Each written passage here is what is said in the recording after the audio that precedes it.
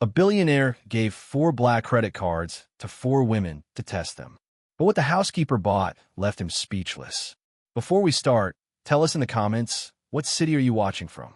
And don't forget to rate this story from 0 to 10 at the end. Enjoy the story. I can't take it anymore, James. It was a nightmare, Oliver Grant said, throwing his blazer onto the couch with frustration. She took a selfie with the dessert, called me her favorite ex, and even tried to toast to getting back together with a glass of sparkling wine. Am I a man or a rising stock on the market? James, his personal assistant for 8 years, watched calmly from the open kitchen like someone who had seen worse. Sir, it was just dinner. Dinner? James, she said she missed me in the helicopter. In the same sentence, people don't see me anymore, just the bank account. Oliver dropped into an armchair, running a hand through his hair, clearly frustrated. James took a deep breath. Sir, maybe it's time to take a break. A trip, perhaps. Fresh air. Oliver ignored him, and then in one of those impulsive bursts of either brilliance or madness, he had an idea. No, that's it. I'm tired of fake smiles, of hidden intentions. He turned, eyes bright with energy. You know what I'm going to do? I'm afraid to ask. A test. An experiment. A behavioral study. James narrowed his eyes. That never meant anything good. Sir, every time you use that tone, either someone ends up crying or it makes the news. This time it'll be different. I'm going to give an unlimited credit card to 4 women in my life, and I'll watch what each of them does with it. No instructions. No rules. Just freedom. And then? You're going to judge them all? Isn't that a little manipulative? I won't judge. I'll observe. They'll reveal themselves on their own. Can I at least ask who the lucky ones are? Daisy, of course. She'll love this.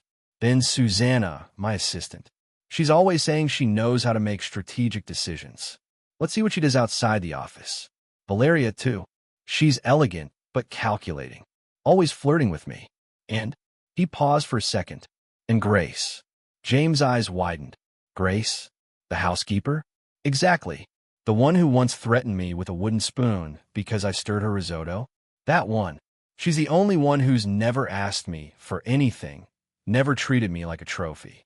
She hums while vacuuming and calls me Mr. Grant like she's bored. I want to see what she'd do with power in her hands. Or how dangerous that could be, James replied. Oliver, this isn't just wild, it's risky. You know this could go very wrong, right?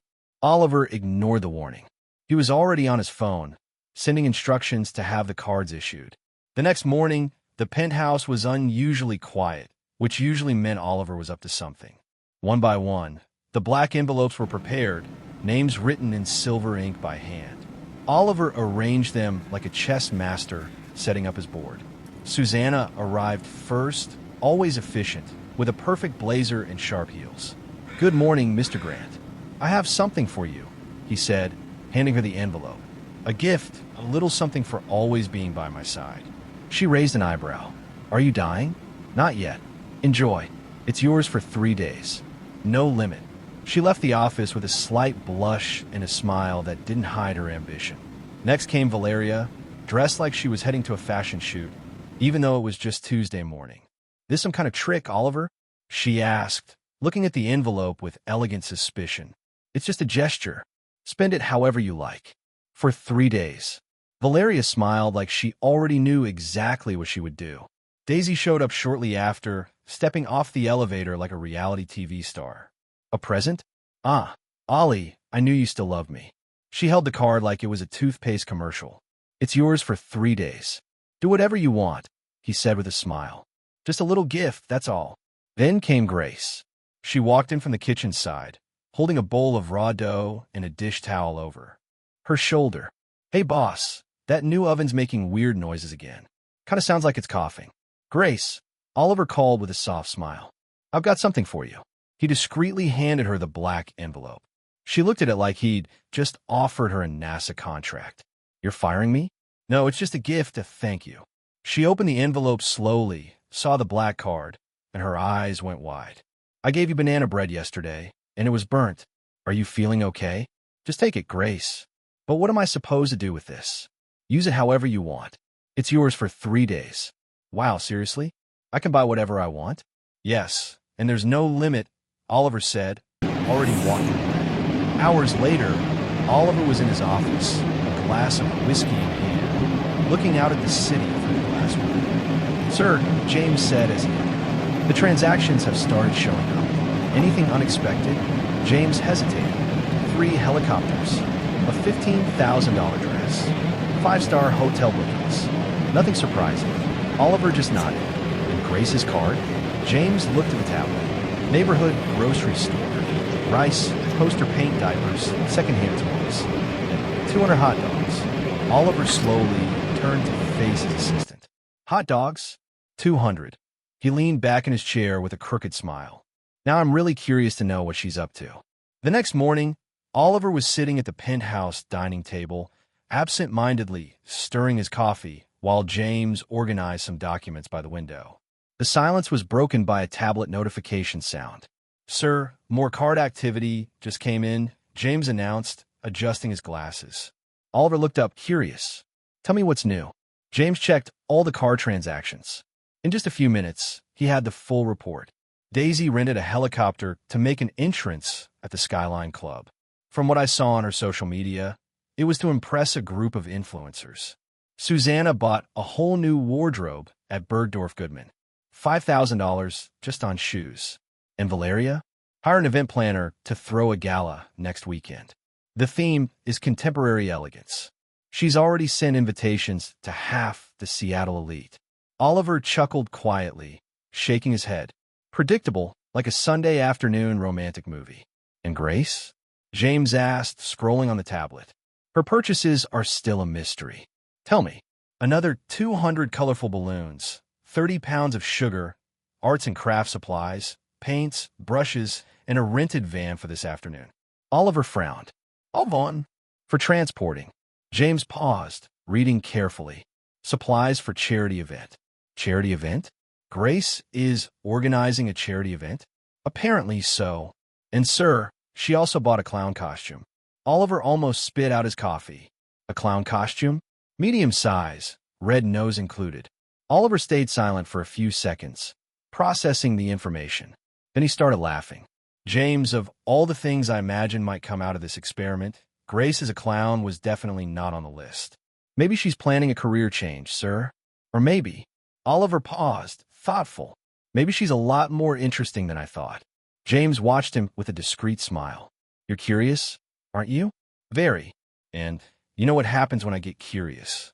You do something impulsive and probably problematic." "Exactly."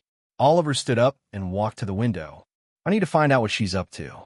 "Sir, with all due respect, spying on the maid might not be the best idea." "It's not spying, James. It's scientific observation." "Of course it is." Oliver spent the rest of the morning restless, trying to work, but constantly distracted. By 2 in the afternoon, he couldn't take it anymore. He grabbed the keys to his most discreet car, a black SUV, and left the penthouse. Following the address James had gotten from the van rental company, Oliver arrived at a neighborhood he rarely visited. The houses were simple but well cared for, and in the distance he saw a small building with a sign that read, "St. Francis Home, Shelter, and Support." Oliver parked across the street and watched. The van was there, back doors open, and Grace was moving. In and out, carrying colorful boxes. She wore an old t-shirt and jeans, her hair in a messy bun, and even from far away, he could hear her cheerful voice chatting with someone. After a few minutes of watching, Oliver made an impulsive decision. He got out of the car, crossed the street, and approached the orphanage entrance. "Excuse me," he said to an older woman at the front desk. "I'm Oliver Grant. I heard about the wonderful work you're doing here, and I'd like to help." The woman looked at him, surprised. "Oh, that's lovely. I'm Margaret, the director. Today we're having a special party for the children, thanks to the generosity of a truly wonderful young lady." "What a coincidence," Oliver smiled. "May I take a look?" Margaret led him down a simple hallway until they reached an inner courtyard where chaos had taken over. There were about 20 kids running in every direction, colorful balloons hanging from trees, tables covered with bright paper, and in the middle of it all, Grace. She was wearing a clown costume, a yellow and blue striped jumpsuit, big red shoes, and a rubber nose, and was trying to teach a group of kids how to make balloon animals. The result was a hilarious disaster. So everyone, now you twist it like this and bang. The balloon popped in her hands. Oops, looks like that one turned into confetti.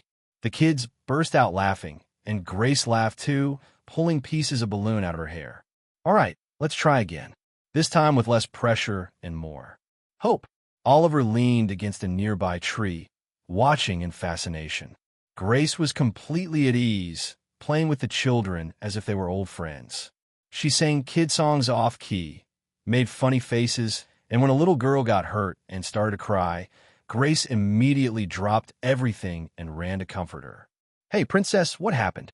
Grace knelt down beside the girl, taking off her clown nose to speak more seriously. I fell. The child sobbed. Let me see. Grace gently examined the scraped knee. You know what I think? I think this injury needs a magic bandage. She pulled a colorful Band-Aid from her bag and placed it on the girl's knee. There.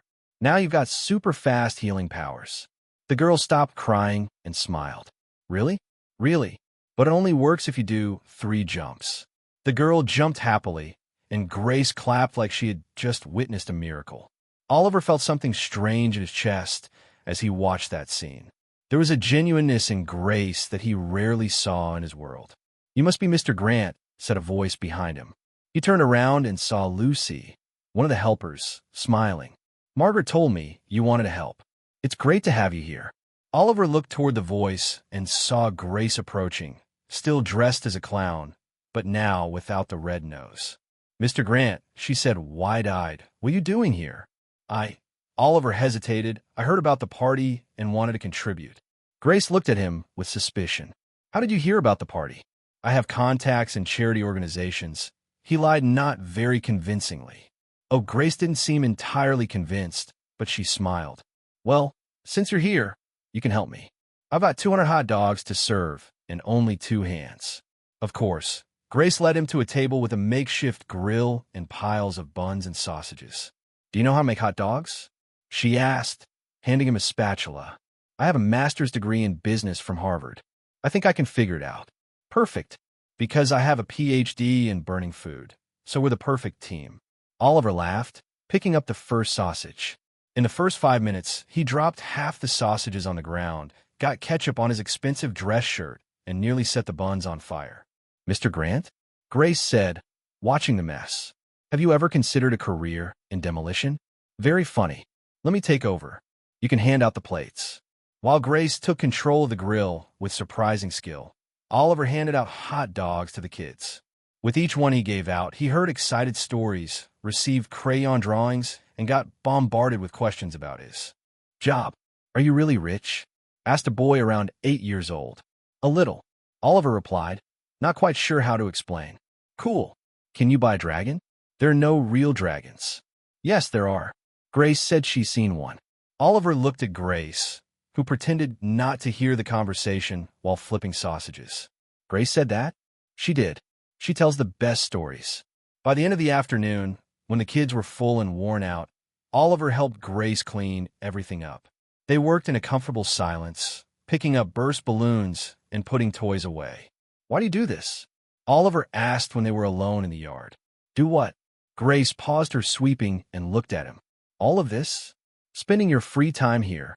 Using your own money? Well, my money now, but you get the idea. Grace shrugged. Because someone has to, and because these kids deserve to smile. But you don't get anything out of it. Yes, I do, she smiled. I get the best part of my day. Oliver felt that strange tightness in his chest again.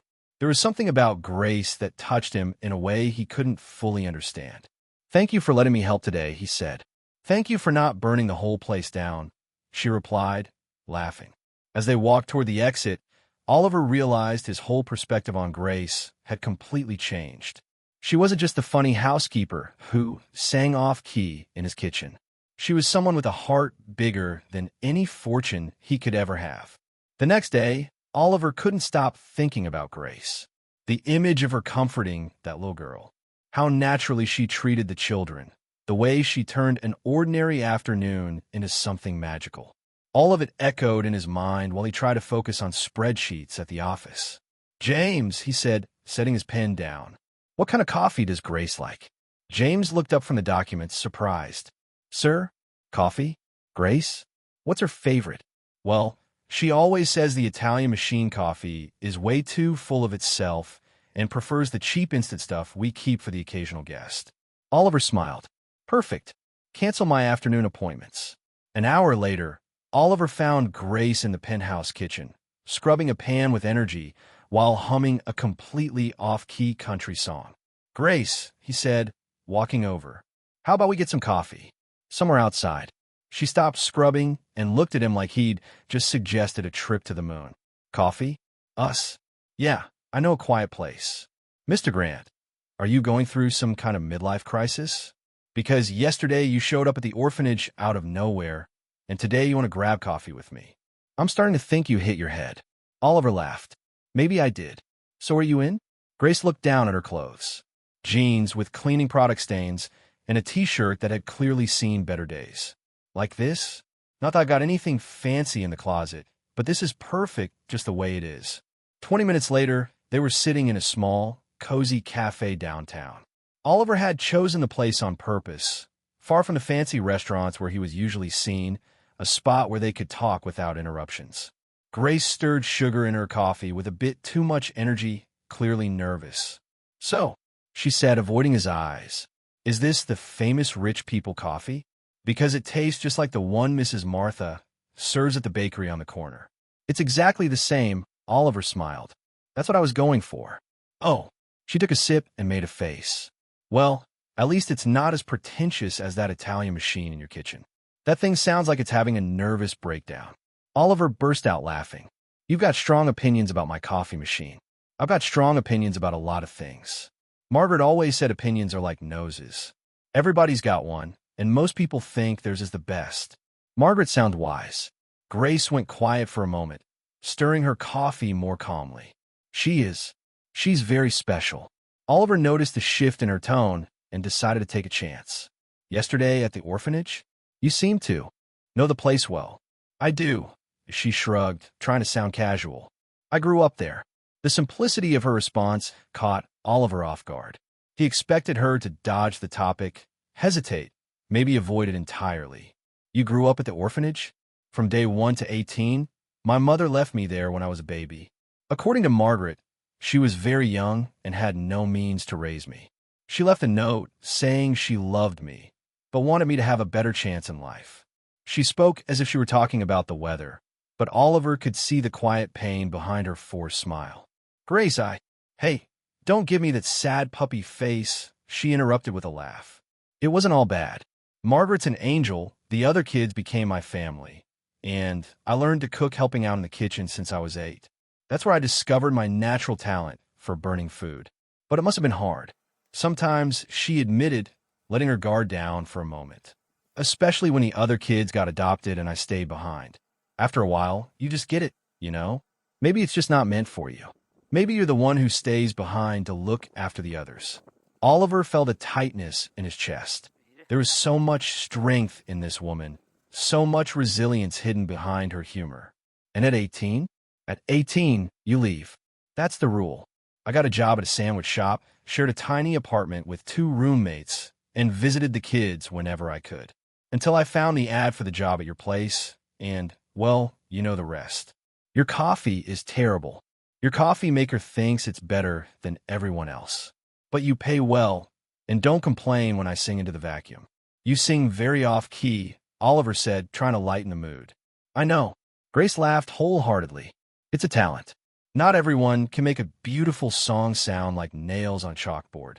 They kept talking for another hour about random and trivial things, but Oliver felt like he was truly getting to know Grace for the first time. She was funny, smart, strong, and above all, genuine in a way he had forgotten even existed. When they returned to the penthouse, Oliver's mind was full of new thoughts. Grace disappeared into the kitchen, returning to her world of pots and off-key singing. But something had changed in the way he saw her. Mr. Grant, James said, appearing with a worried look. There were some calls while you were out. Anything important? Daisy called 3 times. Apparently, she heard about the charity event and wants to get involved. She used the words can't miss media opportunity. Oliver frowned. How'd she find out? Susanna also called. Apparently. The two of them had lunch and started scheming. I mean, planning ways to support your new philanthropic initiative. They don't even know what the initiative is. No, but Daisy already posted a photo on Instagram with the caption, "Getting ready with special surprises for a cause very close to my heart." It has 15,000 likes. Oliver sighed. And Valeria? She called offering her event planner services. Said such a noble cause deserves a presentation to match. In other words, they smelled an opportunity and want to take advantage of it. Exactly, sir. Oliver looked toward the kitchen, where he could hear Grace humming a tune while preparing dinner. The difference was striking. While Grace had used the card quietly without showing off, without selfies, just to make children smile, the other three were already calculating how to turn any involvement into personal gain. James, cancel any meetings they want to set up for now. Sir, I need to think, and I need to figure out who's really worth having around. James nodded, understanding. And the credit card experiment? How would you evaluate the results so far? Oliver stayed silent for a moment, listening to Grace's off-key voice echoing through the penthouse. It's been more revealing than I expected, James. Much more. That night, while eating dinner alone in the large dining room, Oliver reflected on how just 3 days had changed his perspective on the people around him. Daisy, Susanna, and Valeria had reacted exactly as he'd expected, seeing opportunity where they should have seen responsibility. But Grace had completely surprised him. And now, knowing her story, he admired even more the woman who turned his house into a home with her genuine, unpretentious presence. The question bothering him now wasn't about the character of those around him. It was about what he would do with these discoveries. Oliver spent Friday morning pacing around the penthouse like a caged lion. The time had come to face the results of his experiment, and for some reason, it made him more nervous than any business meeting he had ever attended. "James," he said, adjusting his tie for the 5th time. "Confirm they'll all be here at 2 o'clock. "Confirmed, sir. Daisy will arrive by helicopter as usual. Susanna is rearranging her schedule to be here on time. Valeria, well, she said she'll be fashionably late, whatever that means." And Grace? Grace said, and I quote, "If it's about money, can I make sandwiches for everyone? Because those talks make me hungry." Oliver laughed for the first time that day. She knows she'll have to return the card. Actually, sir, she tried to return it yesterday. She said 3 days of unlimited buying power was more than enough for a lifetime. At exactly 2 o'clock, the penthouse living room looked like a scene from a suspense movie. Daisy had arrived 15 minutes early, wearing a dress that cost more than most people make in a year, standing strategically near the window where the light hit her perfectly. Susanna was sitting with perfect posture tablet in hand, ready to take notes, as if it were a board meeting. Valeria showed up exactly 10 minutes late, as promised, wearing sunglasses, even though they were indoors. Grace was the last to appear, coming out of the kitchen with her hands still damp from washing dishes, drying them on her apron. "Sorry I'm late, folks. I was finishing cleaning the oven." That thing looked like a battlefield. Oliver took in the striking contrast between the 4 women. While 3 of them looked ready for a photo shoot, Grace looked like she'd just come out of a fight with rebellious appliances. "Well," Oliver began, standing in the center of the room, "first of all, thank you all for being here. 3 days ago, I gave each of you a credit card as a gift, to use however you wanted. But the truth is, it wasn't a gift. It was an experiment." Daisy, Valeria, and Susanna exchanged shocked looks at Oliver's revelation. "And it was an amazing experience, Ollie." Daisy interrupted, flashing a bright smile. "It really made me reflect on the endless possibilities in life." Susanna gave a professional nod. "It was a unique opportunity to explore personal strategic investments." Valeria simply gave a graceful nod, as if she were agreeing with something deeply philosophical. Grace, on the other hand, was looking at the other 3 like they were speaking another language. "Experiment?" She mumbled. "I thought it was just a thank you gift, and that it was for buying stuff." "Grace," Oliver said, smiling, "why don't you go first and tell us how you used the card?" She blushed slightly. "Oh, nothing big. I bought a few things for the kids at the orphanage. Food, toys, supplies for activities. You know, normal things." "Normal?" Daisy raised a perfectly shaped eyebrow. "Honey, normal would be a spa day or a shopping spree in Beverly Hills." Or a professional development course, Susanna added. Something to add value to your resume. Grace looked at them, genuinely puzzled. Why would I need a spa day? I shower every day and my skin's doing fine. And what kind of course teaches you how to make kids smile? Because that's what the money paid for, smiles. Valeria gave a slightly condescending laugh. That's sweet, Grace, but there are more. Refined ways to make a social impact. Like what? Grace asked, sincerely curious. A gala event, for example, Valeria replied. Gathering influential people, creating positive media buzz, building a network for future donations. Exactly, Daisy agreed. I used the card to invest in my digital presence. I documented the whole experience on social media to inspire my followers to think about philanthropy. Grace blinked a few times. You took pictures of the money? I captured the experience, dear. The process, the journey of discovery. Oh, Grace scratched her head, and the hungry kids, were they happy seeing your pictures, or a heavy silence fell over the room? Oliver had to bite his lip to keep from laughing. Susanna cleared her throat, tried to regain control of the conversation. Grace, it's not that our approaches are better or worse, they're just more strategic. For instance, I used the opportunity to completely update my professional wardrobe. That allows me to make better impressions in key meetings, which eventually leads to more business opportunities and, in turn, more resources for charity. Grace stared at her for a long moment. So, you bought clothes so you can make more money to get a charity later? Exactly. But in the meantime, the kids are still hungry today? Why? Susanna stumbled. It's a long-term vision. I see. Grace nodded slowly. Kind of like when I decide to do the dishes tomorrow, so I can watch TV today. Only difference is, no one goes hungry while waiting for me to wash dishes. Oliver had to turn toward the window to hide his laughter. Daisy, sensing the conversation wasn't going her way, tried to shift the tone. Grace, sweetheart, what you did is admirable, of course. But let's be honest here, she said with a dramatic pause. Don't you think there's a small chance you chose to help the orphanage because you knew Oliver would be impressed? The room went quiet. Grace looked genuinely confused. Impressed with what? With your kindness. Your generosity, Daisy said with a sweet smile, though her eyes were sharp. It's actually a very smart strategy. Strategy? Grace repeated the word like it was in Chinese. Susanna leaned forward, joining Daisy's lead. What Daisy's saying is, it would be natural for someone in your position to want to make a good impression on the boss through generous gestures.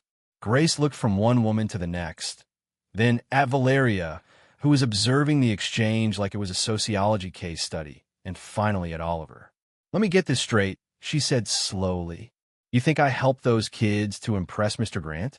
We're not accusing, Daisy said quickly, just pointing out that it would be an understandable motivation. Grace went quiet for a moment, thinking. Then, to everyone's surprise, she started laughing. Seriously? Grace said, still laughing. You really think I came up with some master plan to impress the boss by helping orphans? It's not impossible, Susanna muttered. Susanna, sweetheart, Grace replied with exaggerated patience. If I wanted to impress Mr. Grant, I would have bought ingredients to bake a decent cake. Because so far, all I've managed to do is burn cookies and make sticky risotto. Trust me, charity wasn't exactly on my how to impress the boss list. Oliver stood in silence, feeling a strange mix of anger and admiration. Anger at the way Daisy and Susanna were going after Grace, and admiration for how naturally she stood her ground. Besides, Grace went on, I've been helping those kids for 2 years, way before I started working here. So unless I have psychic powers and somehow knew my future boss would one day pull a crazy credit card experiment, I think we could drop the conspiracy theory. Valeria finally took off her sunglasses. 2 years?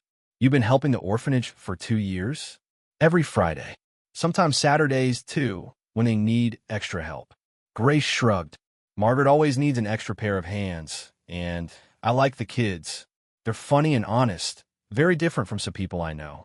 That last sentence came with a pointed look at Daisy and Susanna. Oliver felt a tightness in his chest. All this time while Grace worked for him, she had kept up this quiet commitment to the orphanage. She'd never mentioned it, never asked for special time off, never used it as an excuse for anything. Grace, he said, finally finding his voice, why didn't you ever tell me about the orphanage? She looked surprised. Why would I? It's just something I do in my free time. Like when you play golf or go to those boring business meetings. The difference is, my hobby involves fewer clubs and more dirty diapers. Daisy made one last desperate attempt. But you have to admit, Grace, using his money for personal activities is a little inappropriate. Grace gave her a look Oliver had never seen before. Not anger, but something closer to disappointment. Daisy, you used the card to rent a helicopter for a dramatic entrance at a club. Susanna bought clothes that cost more than what I make in 6 months. Valeria hired an event planner for a party that hasn't even happened yet. And you all think it's inappropriate that I bought food for hungry children? The silence that followed was deafening. You know what I think? Grace said, standing up. I think you're upset because you didn't think of it first. Deep down, you know you spent the money on things that only benefit yourselves. And now you're trying to make it look like I did something wrong. She turned to Oliver. Mr. Grant, thank you for the card. That was generous of you. But next time you want to test someone's character, maybe choose more carefully. Because clearly, some people here are better actresses than I thought. And with that, Grace walked out of the room, leaving behind an awkward silence and 4 people with very different expressions. Oliver looked at Daisy, Susanna, and Valeria, seeing them in a completely different light. That conversation had revealed far more than he'd expected. Not just how each of them had spent the money, but who they truly were when faced with genuine honesty. Any doubt he'd had about Grace's motives was gone. In fact, now he was certain he'd found the only truly selfless person in his entire social circle. And that scared him as much as it impressed him. After Grace left the room, the silence lingered for several uncomfortable seconds. Daisy was the first to break it, nervously fixing her hair. Well, that was intense, she said, try to keep her tone light. Susanna snapped her tablet shut. Oliver, I need to ask, why did you really do this? Because it clearly wasn't just a gift, like you said. Oliver turned to them, still processing everything that had just happened. You want the truth? That would be a good start, Valeria said, putting her sunglasses back on. It was a test. I want to see how each of you would react to having unlimited resources. Daisy stood up abruptly. A test? You tricked us.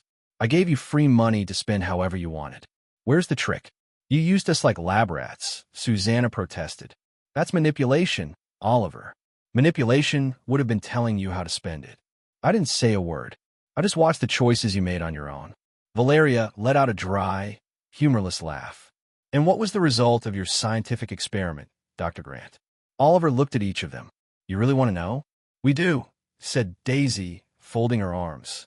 Daisy, you used the money to create content for social media. Susanna, you invested in yourself thinking about long-term financial return. Valeria, you planned an event to impress influential people. And Grace bought food for hungry children. So what? Daisy shot back. My personal brand strategy could inspire thousands of followers. It could inspire, but did it? Or did it just get likes? That's irrelevant, Susanna cut in. My investment in professional networking has the potential for a much bigger return than any one-time donation. Potential, Oliver repeated. That's the key word. Grace didn't think about potential. She saw a need and met it. Right away. Valeria sighed dramatically. Oliver, you're being too romantic about charity. The real world requires strategy. Does it? Or have you just convinced yourselves of that to justify sophisticated selfishness? The mood in the room turned tense. The 3 women looked at one another, clearly unsettled by where the conversation was going. You know what, Oliver? Said Daisy, picking up her purse. If you wanted a saint, you should have said so from the beginning. Some of us prefer to live in the real world, where helping orphaned children isn't part of the real world. Oliver asked where adult relationships aren't based on mind games, Susanna replied, standing up as well. This wasn't a mind game, it was a moment of honesty. Maybe the first we've had. Valeria was the last to rise. Oliver, dear, you're confusing naivety with virtue. It's a common mistake among wealthy men who get bored. Maybe. Or maybe you're confusing cynicism with sophistication. The 3 of them walked out of the penthouse without another word, leaving Oliver alone with his thoughts and the sound of Grace's voice still echoing through the kitchen. The next day, Oliver woke up with a decision already made. He found Grace in the kitchen, as usual, but this time she was unusually quiet, just stirring a pot of oatmeal without her usual off-key humming. "Grace," he said, approaching her carefully, "about yesterday." "Oh, hi, Mr. Grant," she answered without looking at him. "Sorry if I came on a bit strong. Sometimes my mouth works faster than my brain. Don't apologize. You were standing up for something important?" Grace finally looked at him, her expression curious. "I was. You were." And it gave me an idea. Oliver took a deep breath. "I want to officially support the orphanage. Organize a big professional charity event that can really make a difference." Grace dropped the spoon into the pot. "Seriously?" "Seriously. But there's one condition." "Knew there'd be a catch," she muttered. "I want you to be the one to present the project." Grace looked at him like he'd suggested she fly to the moon. "Me? Mr. Grant, have you hit your head? I can barely order pizza on the phone without stuttering. You can talk to 20 noisy kids at the same time. You can calm down a crying child. You can turn 200 hot dogs into a party. You can present a project. That's completely different. Kids don't judge me if I mess up. Rich, important adults do. Grace, you know the orphanage better than anyone. You know the needs, the children, their dreams. No one can tell that story better than you." Grace started pacing around the kitchen. "Mr. Grant, I don't know how to speak in public. I don't even know what to wear to something like that. I'm going to look ridiculous and ruin everything." "No, you won't. We'll practice." "Practice? How?" "Start by talking to me. Tell me about the orphanage like I've never been there." Grace looked at him, suspicious. Now. But I'm making oatmeal, and I'm wearing a teddy bear apron. Not exactly the ideal setup for an important speech. Perfect. If you can convince me in a teddy bear apron, imagine in a formal dress." Grace sighed and stood in front of him, still holding the wooden spoon. "All right. She cleared her throat. "St. Francis' home it's a place where—" She stopped. "This is ridiculous. Keep going.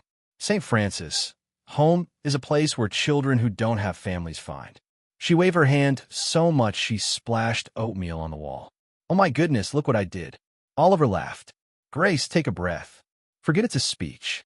Just tell me about the kids." She took a deep breath and tried again. "The kids at the orphanage. They're special. Each one has a story, a unique personality. There's Tommy, who draws superheroes on every piece of paper he finds. Sarah, who sings in the shower and thinks no one hears her. And little Michael, who collects pebbles because each one has a different face." As Grace talked about the children, she changed. Her voice became stronger, her gestures more natural. Oliver could feel the genuine passion in every word. "They don't need pity," she continued. "They need chances. Someone to believe they can be anything they want. Margaret does that every day, but she's only one person. And there are always more kids arriving, more dreams to feed." "Perfect," Oliver said when she finished. "That was exactly it." "Really? But I didn't even talk about numbers, budgets, or strategies.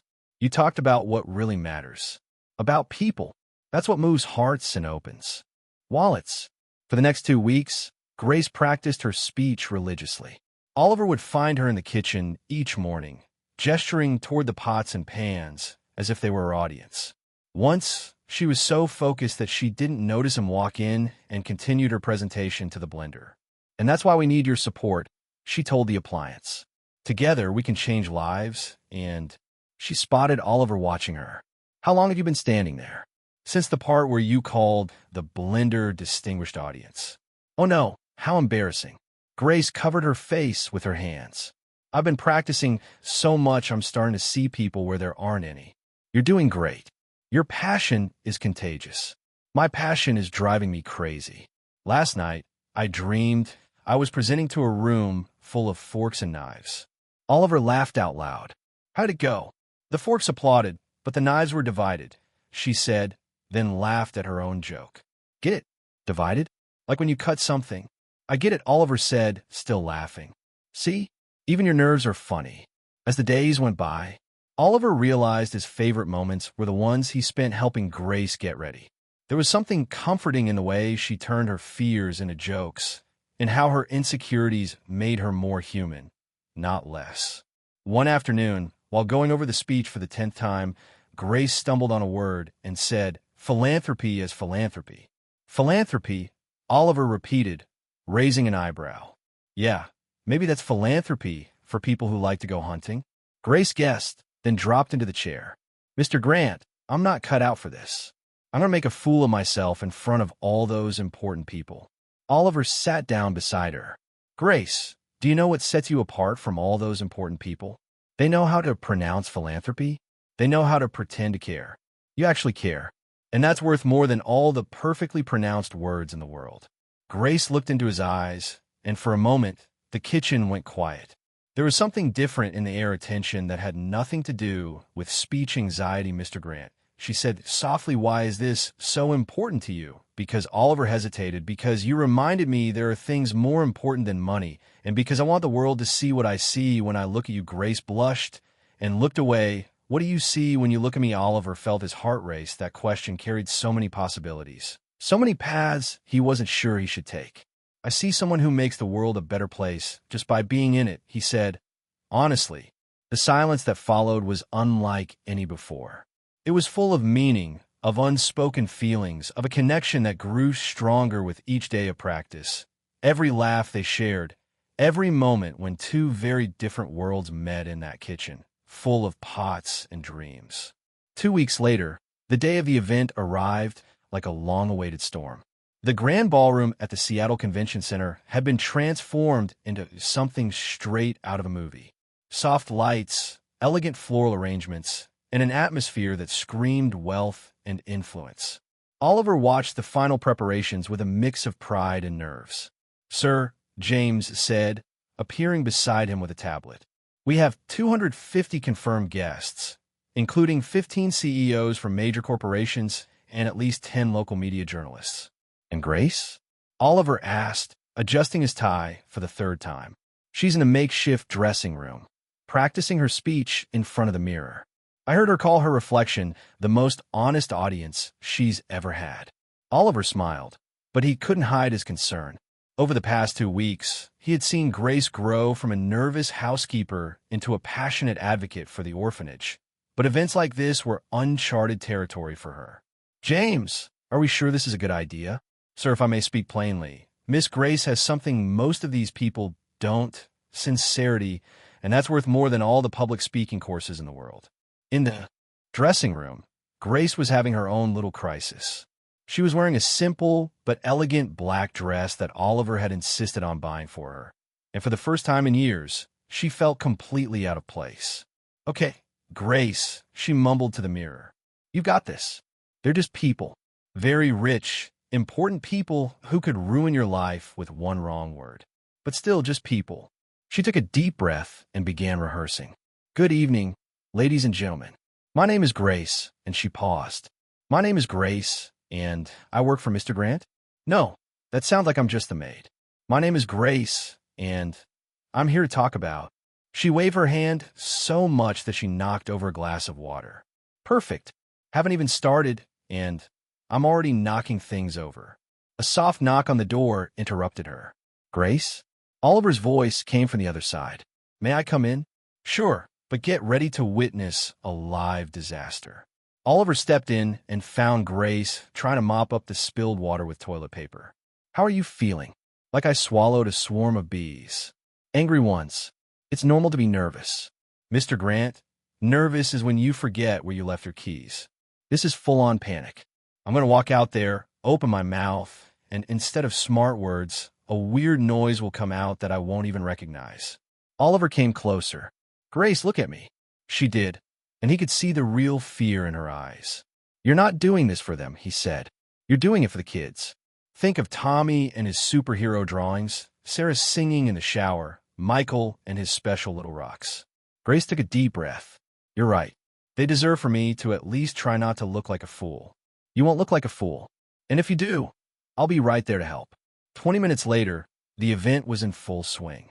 The ballroom was packed with Seattle's elite, all elegantly dressed and speaking in hushed, refined tones. Oliver moved among the guests, but his eyes kept drifting back to Grace, who stood near the stage, clearly trying not to hyperventilate. Oliver, a familiar voice called out behind him. He turned and saw Daisy approaching, stunning in a red dress that probably cost more than Grace made in a year. Daisy, I didn't expect to see you here. Oh, you didn't really think I'd miss such an important event, did you? She smiled, but there was something sharp in her eyes. Especially after I heard your housekeeper would be the star of the evening. Grace is not just my housekeeper, Oliver said, a bit more firmly than he meant to.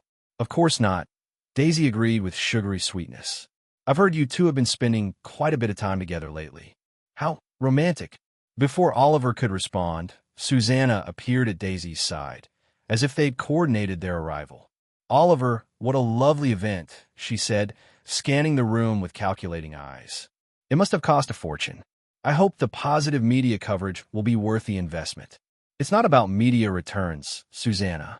It's about making a difference. Of course, she smiled. And how convenient that Grace has so much influence over your philanthropic decisions lately. Oliver felt his irritation rising, but before he could reply, the lights in the ballroom dimmed, and an announcer asked for everyone's attention. Grace walked up to the stage like someone heading to their own trial. She stepped behind a microphone, looked out at the crowd of 250 well-dressed guests, and for a moment, it looked like she might turn around and run. "Good evening," she said, her voice a little shaky. "My name is Grace," and she paused, took a deep breath, and continued. "And I grew up in the orphanage we're here to support tonight." A murmur of interest swept through the room. Grace had decided, at the very last minute, to be completely honest about her background. "I know you're all used to presentations full of charts and numbers," she went on, sounding a little more confident now. "But I'd rather talk about people, about children with names, dreams, and stories all their own." She began talking about Tommy, Sarah, and Michael, and Oliver could see the audience leaning forward, truly listening. Grace was finding her rhythm. "What these kids need isn't pity," she said, her voice now steady. "They need opportunity. Someone who believes they can be anything they want to be." That's when Grace got a little too animated, talking about hope, and accidentally bumped into a waiter passing by with a tray of champagne. The waiter tried to regain balance, but it was too late. The tray flew, and the champagne dramatically splashed all over Robert Whitfield, one of the most important businessmen in Seattle. The room fell completely silent. Grace looked at the soaked businessman, the shocked audience, and then at Oliver, her face frozen in horror. She stammered. "Mr. Whitfield, I'm so sorry. I didn't. Are you going to sue me? Because I don't have money for a lawyer. I just have a cousin who watches a lot of Law and Order." The tension was thick. Whitfield stood there, dripping champagne, his face unreadable. Oliver watched Grace's future unraveling in real time and didn't hesitate. He quickly stepped onto the stage. "Robert," he said, grabbing a napkin from a nearby table. "Looks like Grace decided you needed a drink earlier than expected."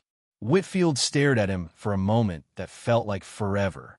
Then, to everyone's surprise, he started laughing. "Well, Oliver, in 30 years of charity events, I can honestly say this is the first time I've become part of the presentation." Grace visibly relaxed. "Mr. Whitfield, you're very kind. I promise next time I'll keep my hands glued to my sides." "Next time?" Whitfield smiled. "Young lady, after a performance like that, you'll have invitations to events all over the city. Anyone who can make me laugh after soaking me in champagne definitely has my support." From that moment, the night shifted. Grace, now more at ease after surviving what she called the champagne disaster, gave her presentation with honesty and humor. She made the audience laugh with her stories, cry with her heartfelt descriptions of the children's needs, and open their wallets. Because of her genuine passion, when the presentation ended, the response was overwhelming. The donations exceeded all expectations hours later as the event wrapped up and the last guests were leaving. Oliver found Grace out on the convention center terrace, gazing at the lit-up city skyline. "So," he said, walking up beside her, "how does it feel to survive your first gala event?" "Like I was hit by a truck full of fancy people," she replied with a laugh. "But, you know, a well-meaning truck? You were amazing in there. I spilled champagne on the richest man in Seattle, and he loved it, just like everyone else. Grace, you raised more money in one night than the orphanage gets in a whole year." Grace turned to him, and Oliver noticed her eyes were filled with tears. "Thank you," she said softly, "for believing in me, for giving me this chance for everything. Thank you, he replied, stepping closer, for showing me what really matters. They stood there, on the terrace, the sounds of the city below mixing with the comfortable silence between them. Oliver looked at Grace, her hair slightly messy from the busy night, the elegant dress she still didn't seem used to, the genuine smile lighting up her face, and felt something he hadn't felt in years. "Grace," he said, his voice lower now. "Yes." He didn't know how to explain what he was feeling, so he simply leaned in and kissed her. It was a gentle kiss, hesitant at first, but it quickly deepened as Grace responded. When they pulled away, both were slightly out of breath. That Grace began was unexpected, Oliver finished. "But not bad," she added, blushing. "Definitely not bad." They smiled at each other, and for a moment the world felt perfect. But not everything that feels perfect truly is.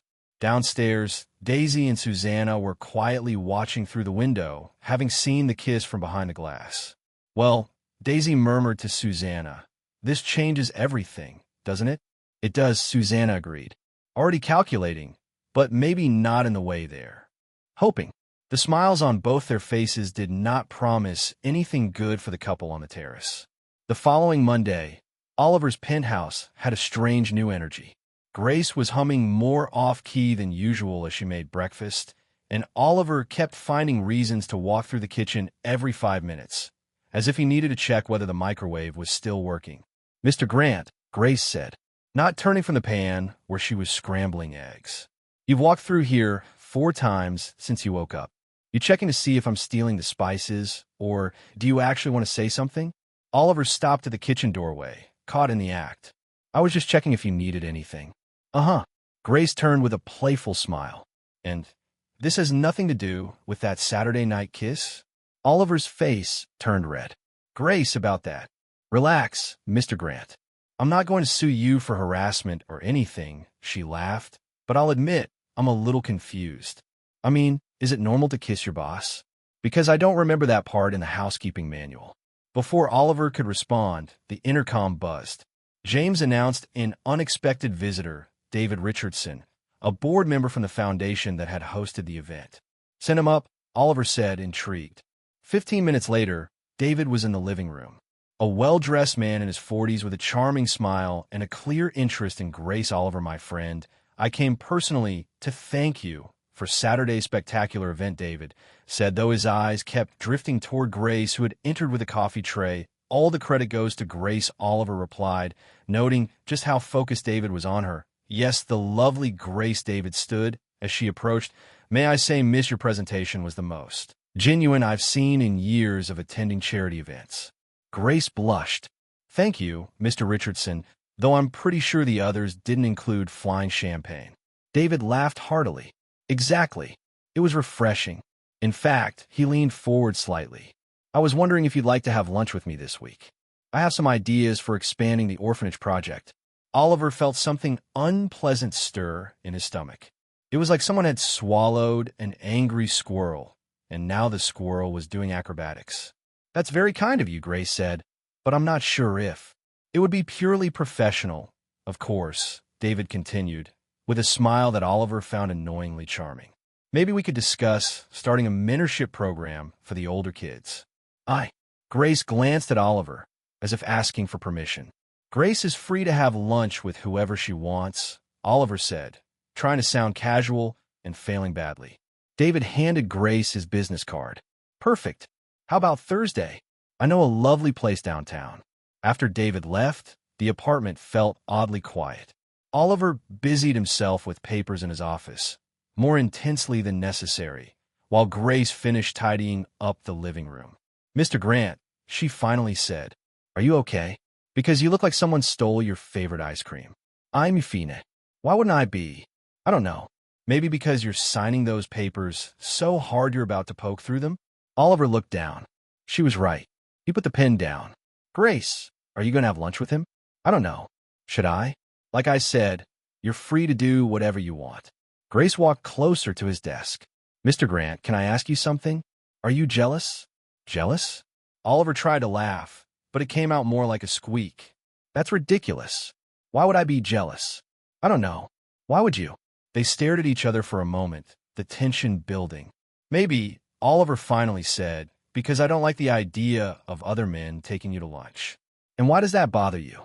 Because Oliver hesitated, then chose honesty because what happened Saturday night meant something to me, and I was hoping it meant something to you too. Grace sat down in the chair across from him. It did. Much more than it should have. Why more than it should have? Because it's complicated, Mr. Grant. Very complicated. Oliver. My name is Oliver. And why is it complicated? Grace sighed. Because you're you, and I'm me. You live in a penthouse worth more than the GDP of some small countries.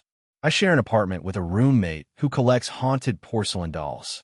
So your world is made of charity jellas, imported cars, and people who use words I have to look up in the dictionary. My world is made of buses, tiny apartments, and people who think caviar is just a fancy kind of fish.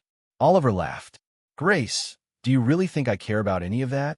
You should, she said, fidgeting with her hands. Oliver, I don't know how to be a millionaire's girlfriend. I don't know what to wear in fancy restaurants. I don't know the rules of your world. I'll probably mess things up and embarrass you. You embarrass me? Grace, you're the most genuine person I know. You made Robert Whitfield laugh after you spilled champagne on him. You turned 200 hot dogs into an unforgettable party. And you talk to children like they're the most important people in the world. But that's not enough for your world. It is enough for my world. In fact, it's more than enough. It's perfect. Grace looked him in the eyes. Are you sure? Because once we start this, there's no turning back. And I don't know if I could handle it if you change your mind later. There was so much vulnerability in her voice that it broke Oliver's heart. He stood up, walked around the table, and knelt down beside her chair. Grace, look at me. When she did, he continued, I'm not going to change my mind. You made me realize I've spent years surrounded by people who pretend to care about me because of my money. You care about me in spite of my money. That's worth more than any fortune. But what if I don't know how to act? What if your sophisticated friends think I'm just some small-town girl? Then they don't deserve to know you. And honestly, after what I saw during the credit card challenge, I think my sophisticated friends could learn a lot from you. Grace gave a shy smile. You really think so? I do. In fact, I have a confession to make. What is it? I'm scared too. Of what? Of not being good enough for you. Grace looked at him like he'd lost his mind. Oliver, you're a millionaire. I clean bathrooms for a living.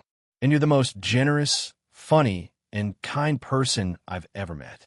Poor smile. I'm a grumpy workaholic who didn't know the difference between philanthropy and showing off until you taught me. You're not grumpy. Well, not always. See? You're already being too generous with me. They both laughed, and the tension in the room began to fade. So Grace said, what we do now? Now, you decide if you want to have lunch with David Richardson or with me. Let me think. Grace pretended to seriously consider. A rich, charming man who can take me to fancy restaurants, or my boss who thinks cereal counts as dinner when he's working late. Hey, that cereal was organic and expensive. Sold. Grace smiled. But only if you promise not to look like a sad puppy every time some guy talks to me. I promise to try. And you have to stop pretending to check the microwave every 5 minutes. That wasn't pretending. I was genuinely worried about the microwave. Oliver. All right. I promise to be less obvious about my neurotic need to be near you. Better. While they laughed and talked, neither of them noticed the figure watching from the building across the street. Daisy was sitting in a cafe with a perfect view of Oliver's penthouse through the large glass windows. She lowered the binoculars and picked up her phone. Susanna, it's me. We need to talk. Right away. Is something wrong? Let's just say our little maid friend just became a much bigger problem than we thought. Daisy hung up and looked once more at the couple in the penthouse, now sitting close, talking intimately. A cold smile formed on her lips. If Grace thought she could just walk into Oliver's life and take her place without consequences, she was badly mistaken. Some people needed to learn the hard way, where they belonged in this world, and Daisy was more than willing to teach that lesson. 3 days after the conversation in the penthouse, Grace was in the kitchen making lunch when she heard Oliver's phone ringing nonstop in the office. Normally, she wouldn't have paid attention, but there was something urgent in the tone of the ringtone that made her pause and listen. James, cancel all my meetings for today, she heard Oliver's tense voice say, and prepare a press statement. We need to control this before it gets out of hand. Grace frowned. She rarely saw Oliver that shaken over work. She went back to preparing the salad, but couldn't shake the feeling that something wasn't right. The phone rang again, and this time she heard James answer. Mr. Grant's office? Yes, he's aware of the article. No, we have no comment at this time. Thank you. Grace was starting to feel worried when Oliver came into the kitchen, wearing an expression she had never seen on him before, a mix of anger and concern.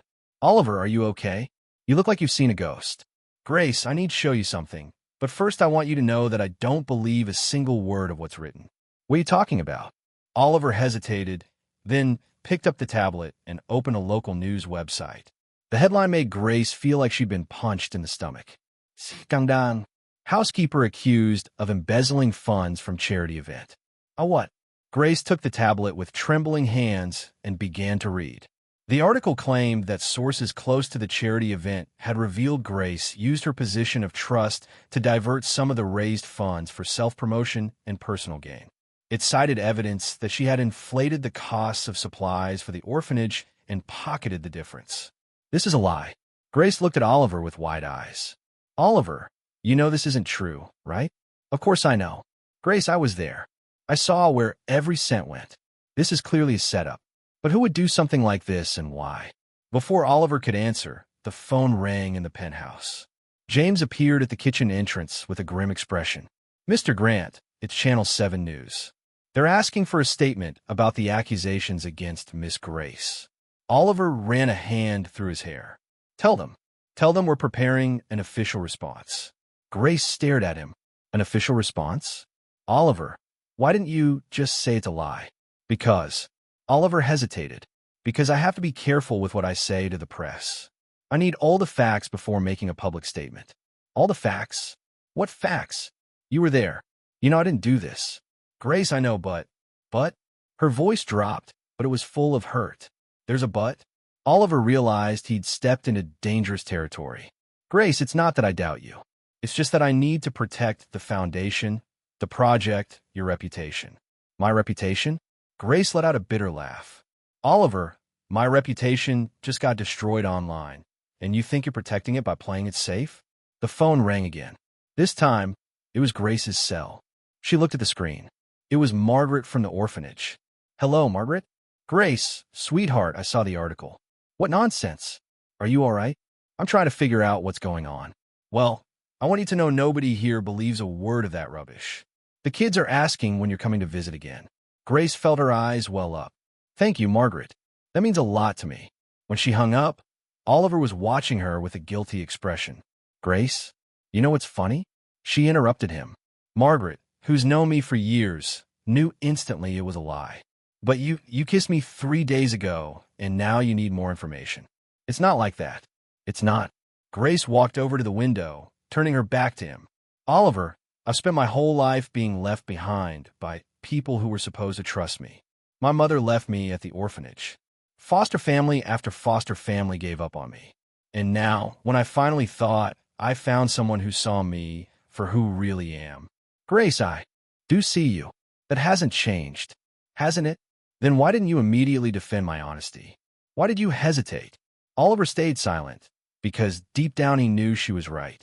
For a split second when he read the article, a small part of him had wondered if there was any chance he'd been fooled. Not about the money, he knew there was a lie, but about her intentions, and that tiny hesitation had shown through. Grace, you don't need to explain. She turned to him, and Oliver saw silent tears running down her face. I understand perfectly. What did you understand? That in the end, I'm just a maid who stepped out of place, and when things get hard, it's easier to back away than stand up for me. That's not true, isn't it? Then why didn't you pick up the phone and immediately say you know my character? Why didn't you defend the woman you say you love? Oliver realized he had made a terrible mistake. Grace, you're right. I should have reacted differently. You should have. She wiped her tears with the back of her hand. But you didn't, and that tells me everything I need to know. Grace left the kitchen and came back a few minutes later with a small backpack. What are you doing? I'm leaving. Leaving where? Leaving the job. Leaving your life. leaving this whole mess. Grace, you don't have to do this. We'll find out who's behind this. We'll clear your name. Oliver. She stopped at the door and looked him in the eyes. The difference between us is that you think my name needs clearing. I know it never was dirty. And if you don't know that too, then maybe I was wrong about who you really are. Grace, please, don't leave like this. Like what? Disappointed? Hurt? Because that's exactly how I feel. Stay, at least until we fix this. Grace shook her head. Oliver, I spent years in the orphanage watching kids wait for their parents to come back for them. They never did. I learned early on that when someone doubts you, even for a second, it's because deep down they've already decided you're not worth fighting for. I didn't decide that. Yes, you did. The moment you hesitated to defend me, the moment you thought maybe, just maybe, I was capable of stealing money from orphans. Oliver felt like he had been punched because she was right. For a split second, he had doubted her. Not her honesty about the money, but her motivations overall. And now he saw how cool and unfair that had been. Grace, take care, Oliver. And next time you meet someone who really cares about you, trust her from the start because it might be the only chance you get.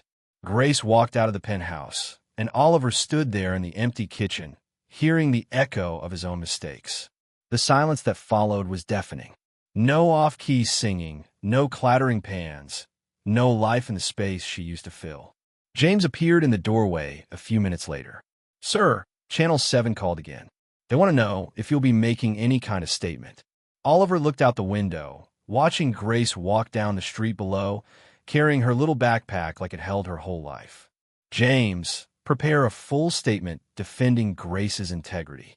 I want it strong, with no room for doubt. Yes, sir. May I ask what made you change your mind about being cautious? Oliver kept watching until Grace turned the corner and disappeared. I just realized I lost the only person who truly matters, and I realized I've been a complete fool. Sir?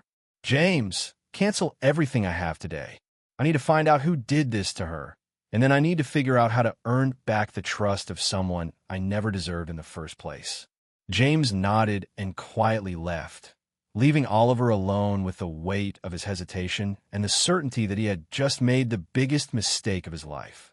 The penthouse had never felt so empty, so cold, so lifeless, and Oliver realized that all the money in the world couldn't buy back what he had lost through his lack of faith. 48 hours after Grace left the penthouse, Oliver had become a male version of an obsessed private investigator. Papers were scattered all over his office desk. 3 cups of cold coffee sat abandoned, and he wore an expression James had only seen once before when Oliver discovered someone was trying to buy his company behind his back. James, Oliver said, looking up from a pile of printed-out social media posts, I need your help. Of course, sir. Though I should mention, you're looking a bit wild. Oliver glanced at his reflection in the window. James was right. His hair was a mess, his beard was growing in, and there was a coffee stain on his dress shirt. James, I need you to do something that might seem a little unconventional. Sir, I worked for you during that phase when you decided to learn the saxophone at 3 in the morning. My definition of unconventional is pretty broad. Good, because we need to investigate Daisy and Susanna. Discreetly, James raised an eyebrow. Investigate how, exactly? Like detectives. Undercover detectives. Sir, may I suggest we hire actual professionals for that? There's no time. I need evidence now. And besides, Oliver stood up with a determination James recognized as possibly problematic. This is personal. 2 hours later, Oliver was unrecognizable. James had managed to find a black beret, sunglasses, and a fake mustache that made Oliver look like a spy movie actor from the 1970s. Sir, James said, adjusting his own disguise, which included a fishing hat and a glued-on beard, may I point out that we look like 2 people running away from a circus? Perfect. No one will recognize us. The plan was simple. Oliver would follow Daisy, while James would track Susanna. They'd meet at 5 o'clock to compare notes. Oliver started his mission at the cafe, where Daisy usually had lunch. He ordered a coffee, sat at a nearby table, and pretended to read a newspaper while watching her. Everything was going smoothly until he realized he was holding the newspaper upside down. Excuse me, said an older lady at the next table. Are you all right? Because you're reading the news in a very creative way. Oliver quickly turned the paper around. Oh, I like to challenge my brain by reading from different perspectives. The lady gave him a look that said she thought he might be slightly unstable and quietly moved to another table. 15 minutes later, Daisy showed up. She sat at a table near the window and immediately pulled out her phone. Oliver tried to get close enough to hear the conversation, but in the process, he knocked over a chair, drawing everyone's attention in the cafe. Sorry, he mumbled, trying to hide behind his fake mustache. Daisy looked toward the noise, but didn't seem to recognize him. Oliver breathed a sigh of relief and managed to position himself close enough to catch parts of the phone call. Yes, the story is spreading just as we planned, Daisy was saying. Her reputation is ruined? No, Oliver hasn't made any public statement defending her yet. Perfect. Now we just wait for him to realize she's not worth the scandal. Oliver felt his blood boil. He had to stop himself from standing up and confronting her right there. Daisy went on. Susanna did an excellent job planning the story with her media contacts. Yes, the evidence we made up is pretty convincing. Oliver's always been too smart for his own good, but when it comes to women, he's surprisingly naive. That was the last straw. Oliver stood up abruptly, but in the sudden movement, his fake mustache fell into the coffee cup at the next table. My mustache, he shouted instinctively, then realized what he had just said. The entire cafe turned to look. Daisy looked too, and for a moment their eyes met. Oliver saw the exact instant she recognized him, even without the mustache. Oliver, she said, eyes wide. Now I'm Roberto. Roberto with the mustaches. I sell mustaches. Daisy slowly stood up. Oliver Grant, what are you doing here dressed up as whatever that is? Finding out the truth about you, he said, giving up the act. I heard everything, Daisy, about you fabricating evidence, planting the story in the media. Daisy smiled coldly. Did you prove anything? Because all you've got is the word of a man who was spying on people with a fake mustache. She had a point. Oliver realized that even though he heard the confession, he had no real proof. But you know what, Oliver? Daisy continued. I did you a favor. I saved you from a gold digger who was just waiting for the right moment to make her move. Grace is not a gold digger. She didn't even know I had money when she started working for me. Oh, please. Of course she knew. You think someone takes a job in a penthouse without knowing who the boss is? Oliver hesitated for a second. It was true Grace knew he had money, but that doesn't matter, he said finally. She never asked me for anything. She never tried to take advantage. Not yet. I bet now she'll show up with some emotional distress lawsuit. You don't know Grace. I know women like her, and you should too, after everything you've been through. Daisy grabbed her purse and stood up.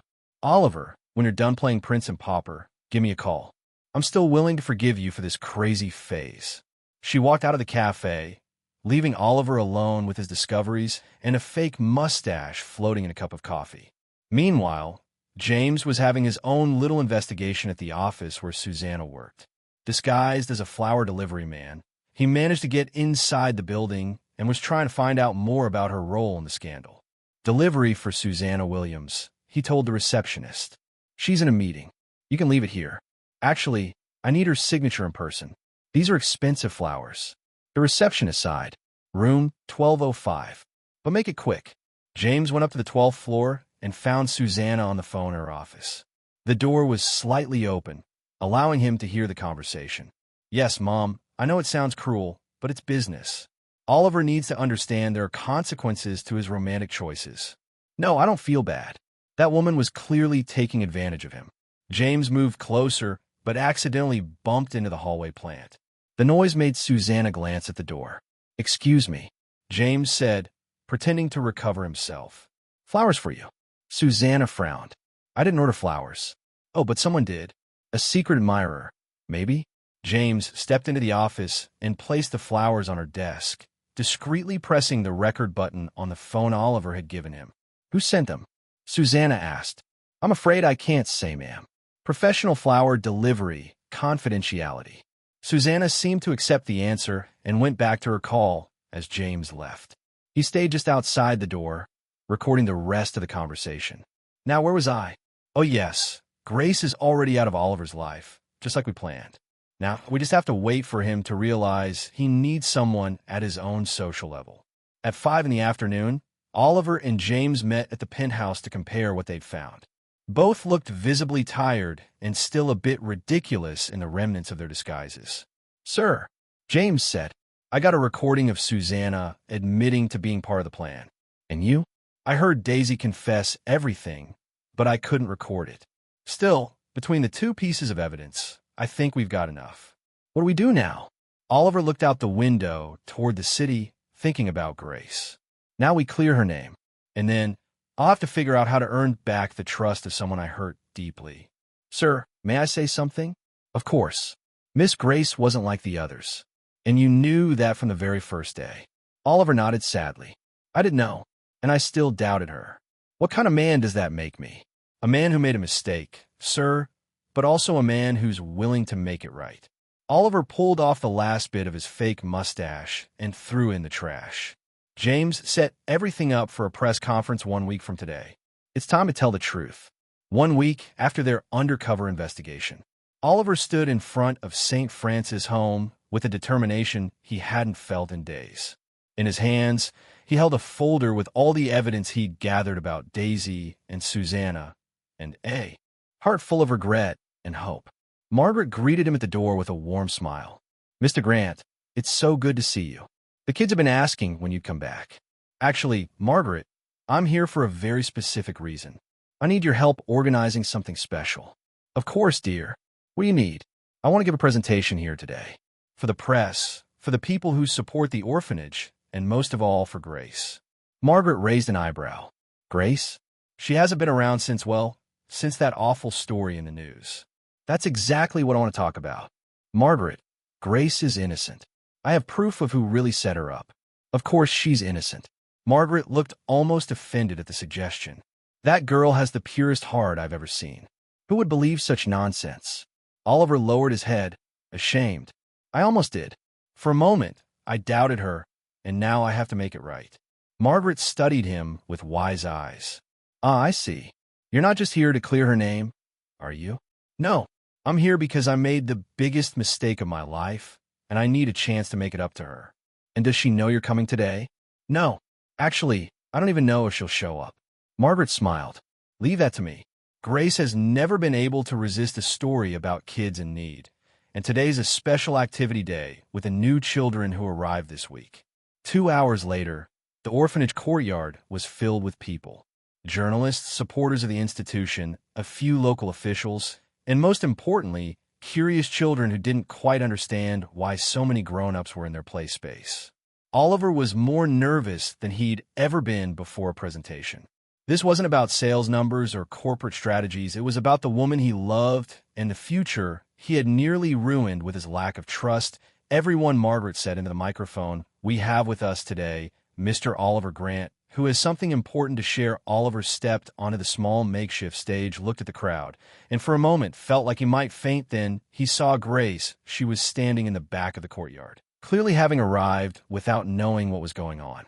She wore jeans and a simple t-shirt, her hair tied back in a ponytail, and had a look of complete confusion when she saw him there. "Good afternoon," Oliver began, his voice slightly shaky. "First of all, I want to apologize for turning this peaceful place into a media circus. But there are some truths that need to be told, and I couldn't think of a better place to say them." He took a deep breath and went on. "As many of you know, recent accusations were made against Grace Williams, an extraordinary woman who gives her free time to help the children of this institution. Not only were those accusations false, but they were deliberately fabricated." A murmur spread through the crowd. Grace remained still, watching. "I have here evidence." Oliver held up the folder that proves 2 people from my social circle conspired to slander Grace for purely personal reasons. Daisy Patterson and Susanna Torres created false documents, planted stories in the media, and tried to destroy the reputation of a woman whose only fault was having too big of a heart. Journalists began scribbling furiously in their notepads. But I'm not just here to reveal the truth about this scandal. I'm here to reveal the truth about myself. Oliver searched the crowd for Grace. She had moved a little closer, but still kept her distance. When those accusations came up, I failed Grace in the worst possible way. For a moment, a terrible and inexcusable moment, I doubted her. Not her honesty about the money. I always knew that part was a lie. But I doubted her intentions. And in doing that, I showed that I knew absolutely nothing about the woman I claimed to love. Grace stopped walking.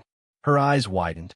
Because if I truly knew Grace, Oliver continued, his voice growing stronger, I know she's incapable of doing anything. That would hurt a child. I know she would rather go hungry than take food from someone in need. I know she's the most genuine, funny, caring, and honest person I've ever met.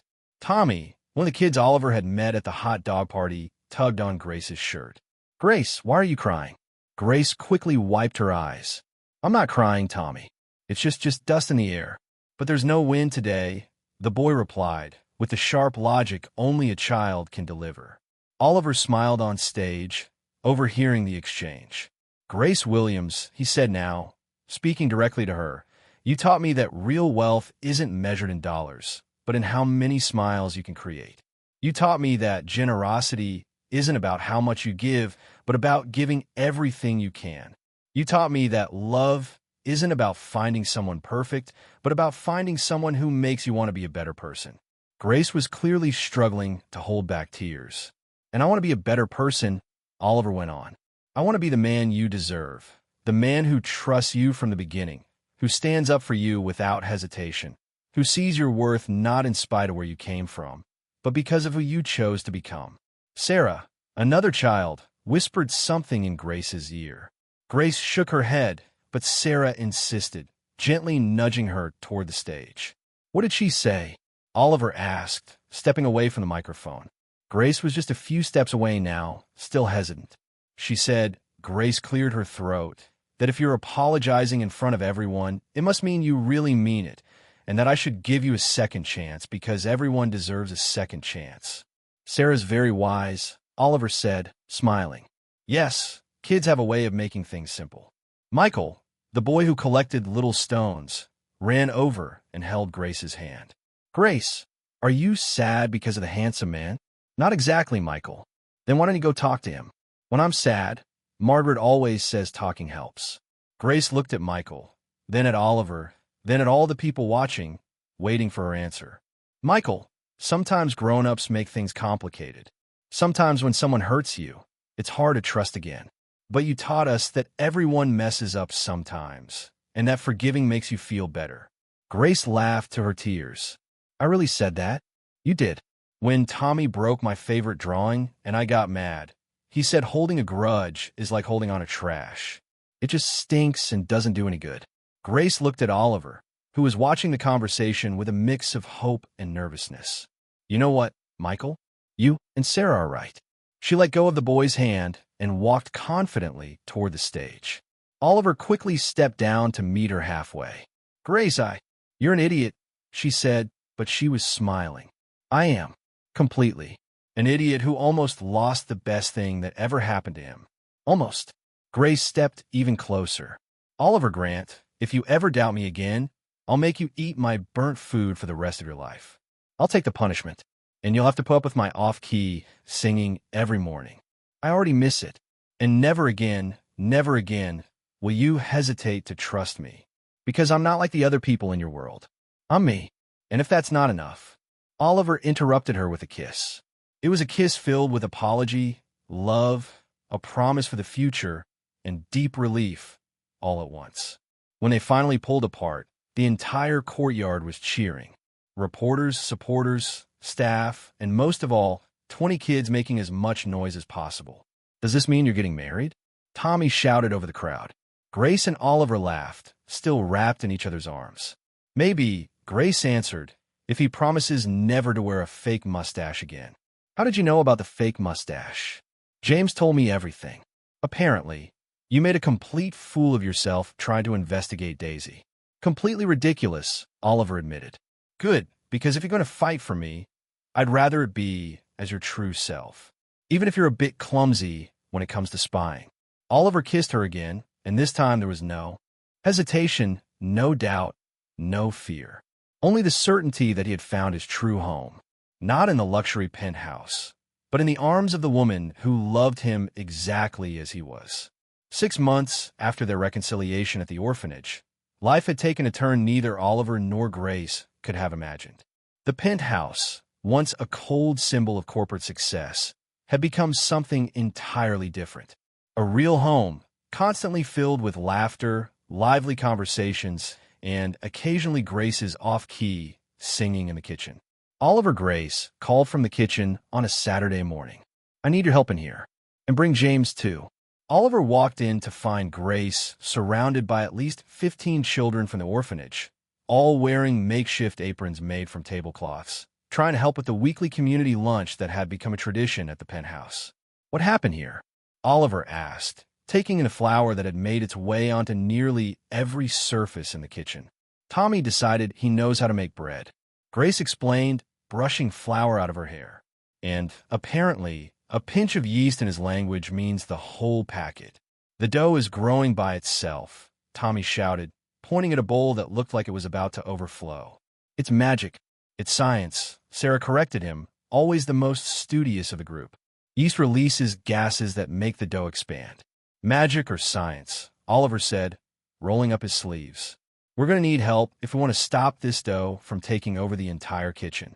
James appeared at the doorway and calmly observed the chaos, clearly used to the new reality of the penthouse. "May I suggest we order pizza?" he said diplomatically. "Absolutely not," Grace protested. "These kids deserve a homemade meal, even if I have to wrestle this dough myself." 2 hours later, after plenty of teamwork, laughter, and a few small battles with stubborn ingredients, the kitchen was finally back in order, and lunch was ready. The dining table, which once seated only Oliver in his elegant solitude, was now filled with cheerful voices, funny stories, and the contagious energy of children who felt truly at home.